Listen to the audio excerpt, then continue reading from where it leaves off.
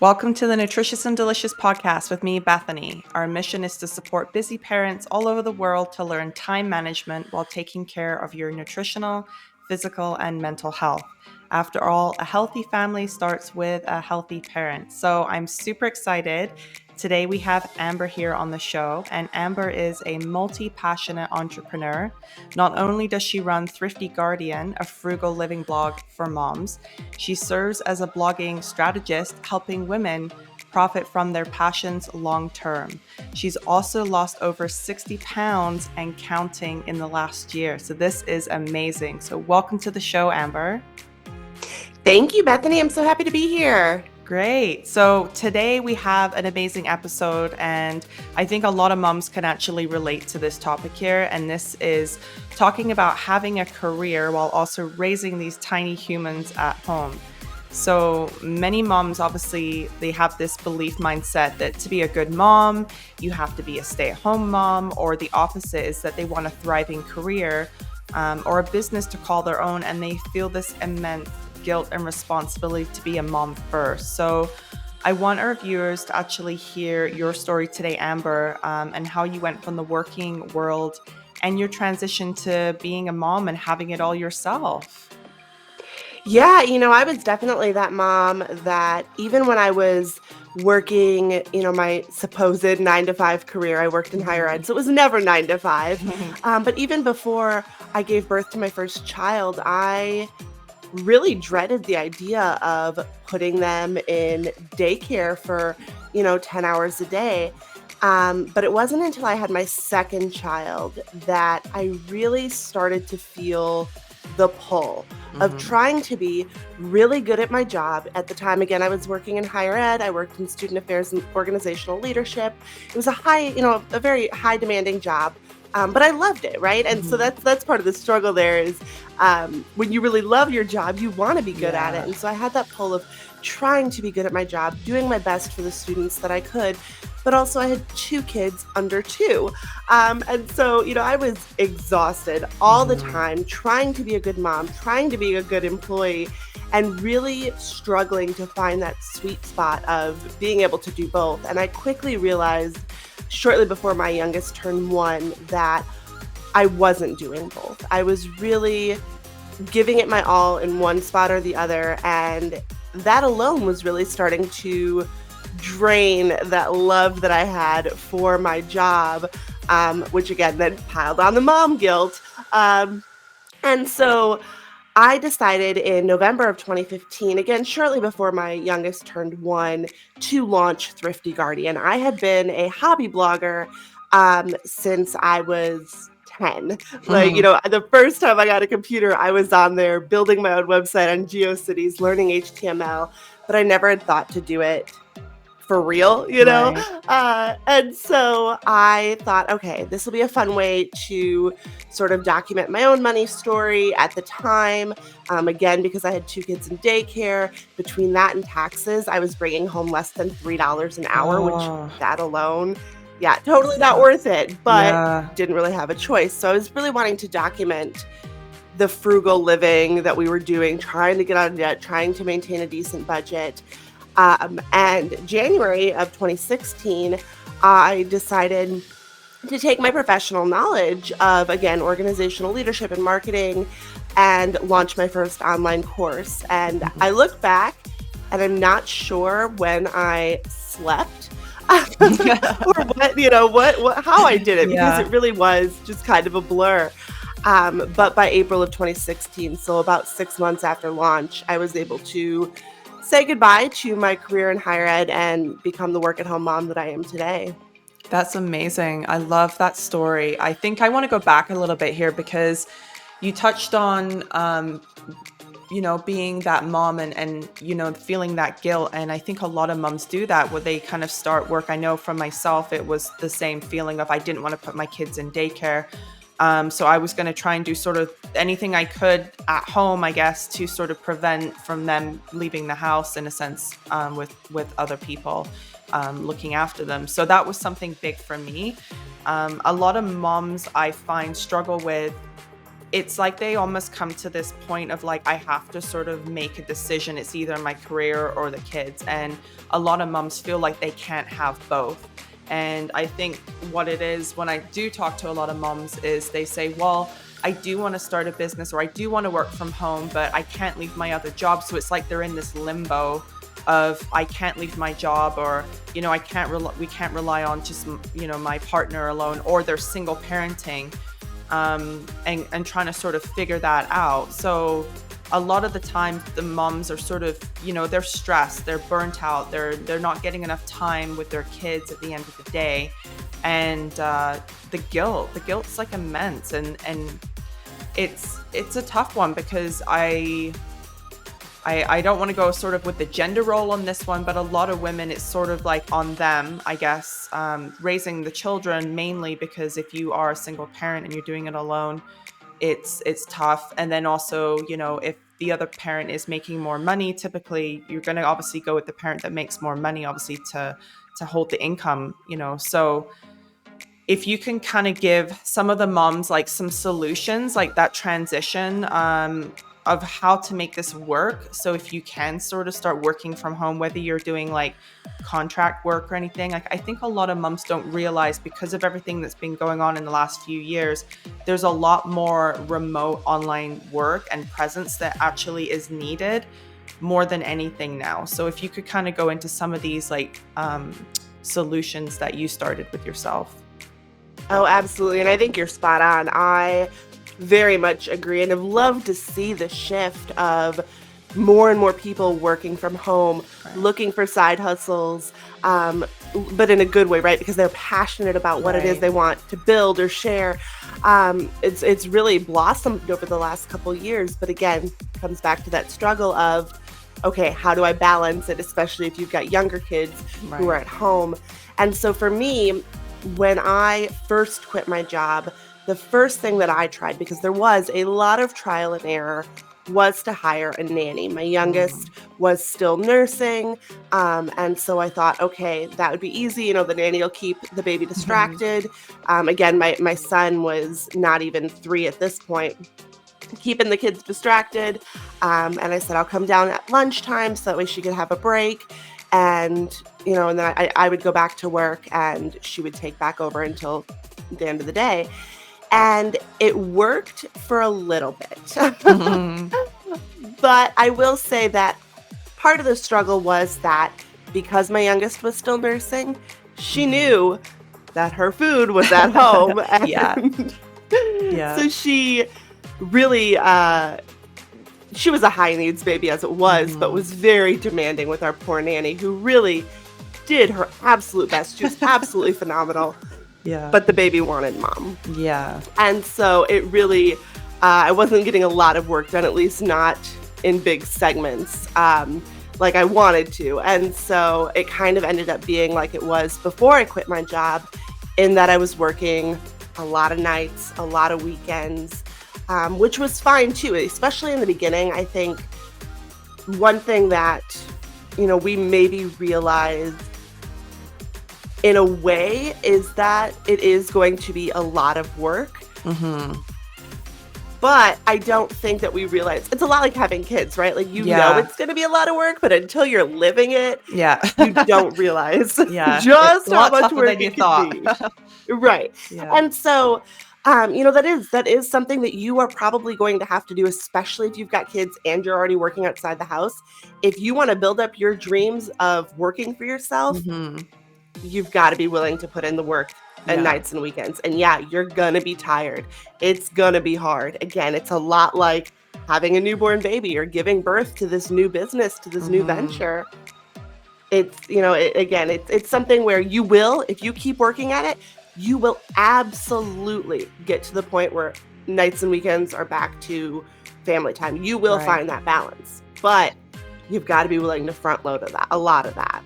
I think a lot of people don't get that. Like, being an entrepreneur myself, there's a lot of time and energy that you put into business, and you kind of feel like, you know, why am I doing this? You know, but at the end of the day, the reward is there for sure. And I think people sort of expect right off the bat, well, I need to be paid for my time. But you don't realize when you're sort of making a blog or a business that you're actually the one setting up everything to begin with. So if you're building a membership or you're writing a blog or, you're trying to get contract work, you're putting in a lot of those hours ahead of time. And it's like you said, like, having children too, you don't really reap the benefits until they're a little bit older and they can start to say, I love you, mommy, and all these kind of things.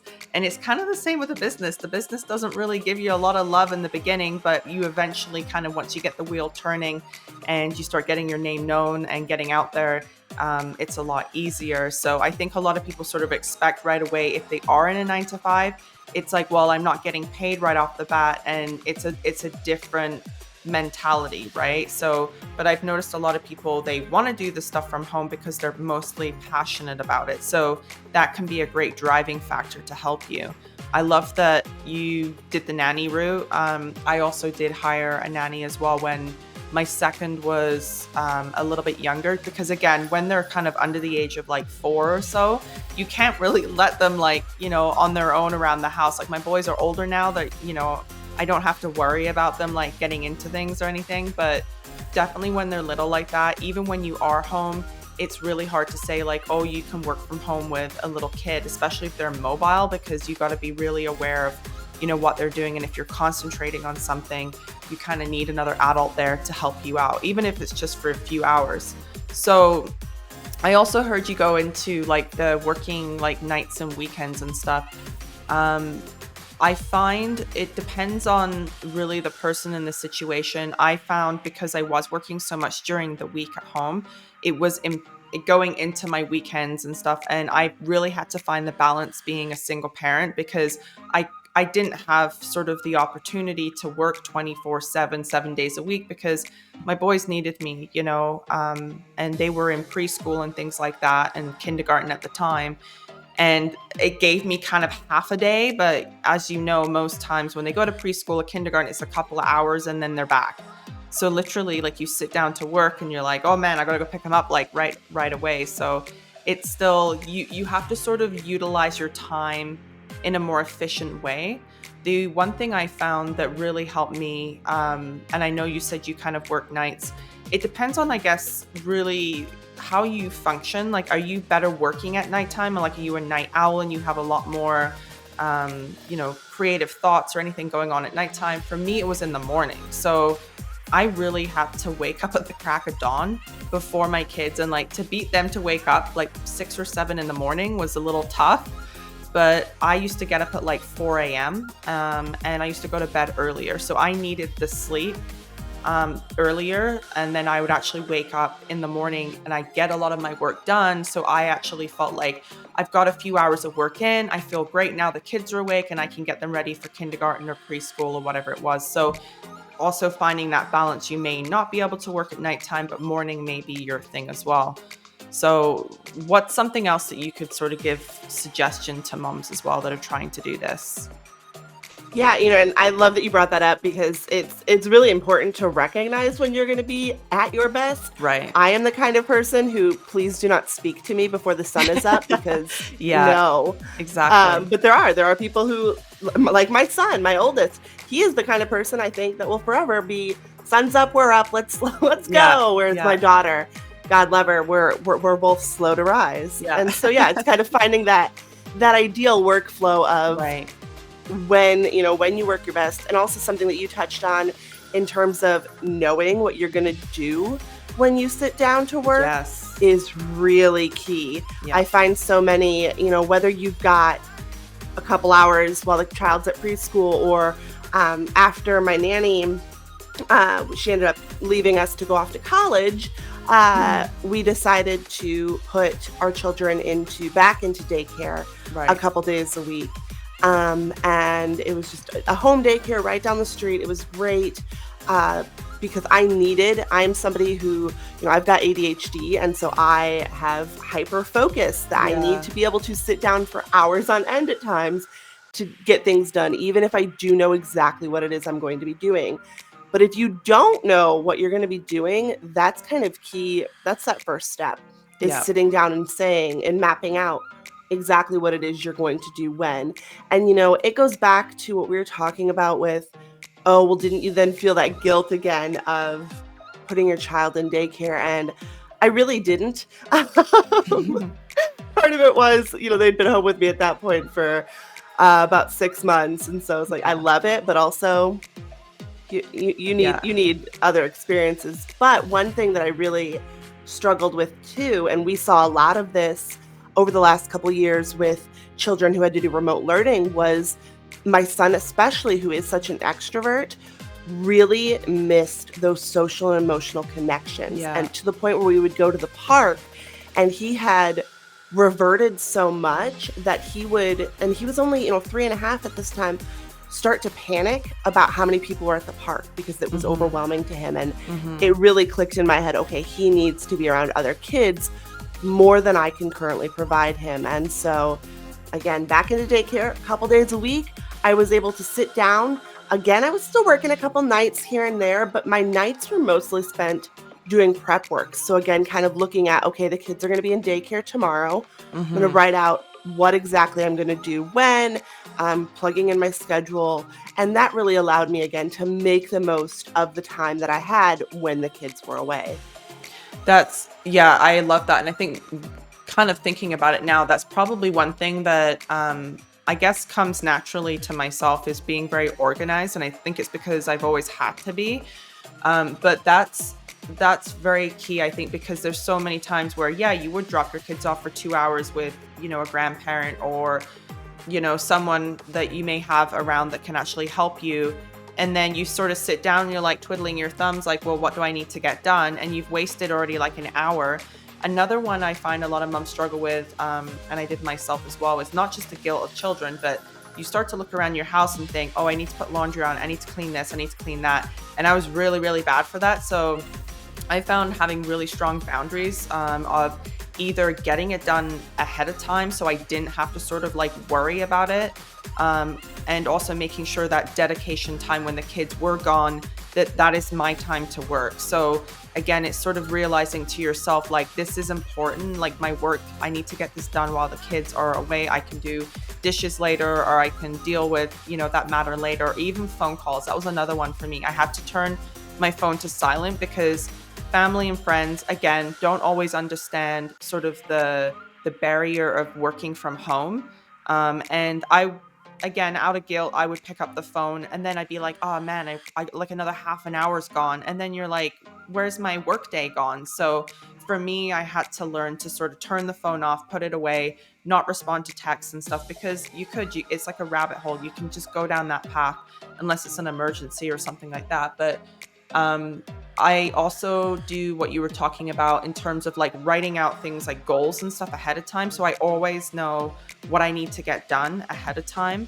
And that can also include for people to maybe have like a cheap cleaner come in and clean your house maybe while you're working, or even have someone deliver groceries for you, or even have like meals prepped or things like that ahead of time, because that's another thing that will impede on your time. So again, it's sort of looking at what is the most important thing throughout your day that you need to get done, and utilizing that time properly. So kind of one last thing, I guess, what would you say to people in terms of sort of like other support systems around you? Like if you can't pay for daycare and things like that, like what is something maybe you've tried?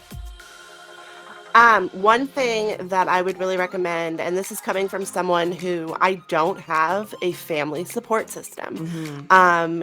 We don't have anyone in terms of family around who we could say, here's our kids, thanks for watching it for the afternoon. Yeah. And so that was a big struggle, right? Being a mother without a village, and it's, not the same, obviously, but similar to being a single mom. You don't have somebody that you can just go, okay, here's my kids, thanks, I'll be back. Right. But I did, once I kind of accepted that for myself, and that I, am somebody who, I'll just do it. I'll do it all. I'll do it myself. We can't. Spoiler, we can't. Yeah. And so it was something that once I accepted that, I went, okay, what are my other options here? And so I looked on Facebook for a few different play date groups, right? Because I am not somebody who makes friends easily. Again, I didn't have a big support system in that regard either. So I looked online just for different play date groups. And so I would take my kids there. We'd meet at a park or meet, at somebody's house, back when we could do that. Yeah. uh, and just get to know a few different moms, to the point where then there were a few moms that I'd gotten to know well enough to where I'd say, Right. okay, can you watch my kids for an afternoon at the park, and then I'll watch your kids next week? Or I actually ended up meeting a fellow blogger mom who, funny enough, we had connected in a blogging group on Facebook long before we realized, oh, we live in the same town. Interesting. And so, yeah, it was Yeah. funny. Like, her daughter ended up going to preschool with mine, and we were like, Aw. I know you. Clearly, That's we didn't awesome. do a good enough job creeping on each other's Facebook Yeah. profiles, I guess. But once I knew her, and I was like, oh, we could totally do this, where let me drop my kid off at your house for a day while I go and work, or you drop your kid off at mine, you go work, or like you said earlier, where the kids get a little bit older, it gets to the point where I can go to her house or she can come to mine. The kids play, keep themselves distracted until snack time, and her and I can both sit with our laptops, work, brainstorm off of each other, which is always nice to have. Yeah. It's there, where there's a will, there's a way. And Yeah. so again, even if you don't have any sort of support system right now, when you put yourself out there, you'll be surprised at how easily that can eventually come together when you work at it, and it's so worth it. I love that. That's an amazing story, because there's a lot of people out there that don't have those, choices. They've moved away from their family. Maybe they're starting out, fresh somewhere else, and they don't exactly have that mom tribe around them. And with everything going on right now, I think a lot of people's circles have gotten a lot smaller. So I think it's great that you've kind of made this all for yourself. Like, you've made your own village, and basically, I love the fact that you found another entrepreneur in the same boat, and you guys came together, could sit on your laptops, and when they're obviously not really, really little, and bugging you all the time, you can still get some work done. But I love that, because it gave you a relationship, a friendship, and your child also benefited as well. So that it helped so many factors. You both could work, you both could establish a business and friendship, and so did the kids. So all you need, everybody, is just one friend that you can say Yeah. hey, let's get together and do this, and I love that, because there's so many spaces online that we can do this. And I think that's where bringing moms together as a community, I love that, because it makes me think back to sort of when I struggled with postpartum depression with my first son, and I felt like I had nobody that really understood me. I knew there was a lot of moms out there, but I felt that nobody really understood sort of the feeling I was going through. And I'm sure for yourself, you probably felt well, everyone's got, family and friends that they can lean on, and I feel alone. How do I do this for myself? So I love that you've created that space for yourself. So do you have any more suggestions or anything else that you wanted to add here today, Amber? Well, going back to we've both touched on now with systems and strategies, I'm sure you hear it a lot. I hear it a lot. Well, I'm just not strategically minded, or I'm just not a systems person. Mm-hmm. And to that, I say I get it, right? Because as entrepreneurs, we are hardwired to be creatives who have 1,000 ideas flying into our brains Right. at all, at any given point, usually at 4 a.m. when we're trying to sleep. Yep. But it's something where it's like anything, right? It's like when we tell our kids, well, no, you're not good at baseball yet because you haven't practiced, you haven't tried, Mhm. or, you're not just, for the most part, naturally born being good, being great, being perfect at systems and strategies. Some of us, Right. yes, that's how our brains work. I'm very type A, little neurotic.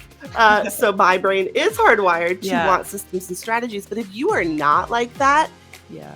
don't give up on it. Yeah. Keep pushing forward with it, because you will. The more you work at it, the more you will find a flow that works for you. Because I wholeheartedly believe with every fiber of my being that every one of us who has that passion to do something more, to profit from our creative energies, to build up these businesses, we're born to do that. We are meant to be doing that. But it's a matter of putting in the work to find that spot in which things start working for us. We get to the point where we don't have to be putting in as many hours. We get our nights and weekends back.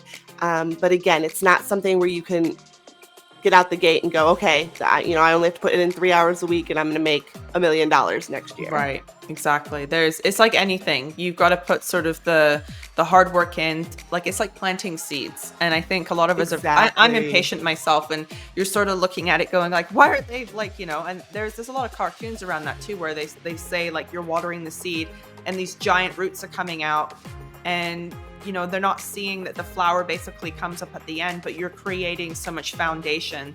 And that's like motherhood too. Like, you're creating a foundation for your children as well, and the future that you want to have with them. Like, do you kind of want the quick win right now and it's easy, or do you want sort of the long term, like you want this amazing life with your family? So what are you kind of working towards to building? So I love that. Thank you so much, Amber, for coming on today. And I like talking to a lot of entrepreneurs about this, because we are kind of in the same boat, and sharing those kind of thoughts and ideas. We're not alone in this, and there's a lot of women out there that are doing the exact same thing. So how can our viewers today connect with you to learn more about these tips with you? Yeah, go to my website, amberlosey.com, real easy.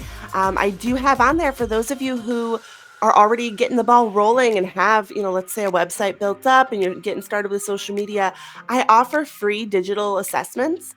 So, and there's no catch. This isn't, me getting you on the phone to try and sell to you. It really is, we get on a call, 15, 20 minutes, and talk about a few of the strategies and systems that you already have in place and how we could maybe tweak those so that, again, you are making more money in less time. And the link's there on the homepage for those of you who want to get on my calendar. Awesome. I will add that link here to the show notes for any moms out there that are actually looking to have some of this for themselves. So I appreciate you coming on today, Amber. So thank you for coming on to the Nutritious and Delicious show. Well, thank you again for having me.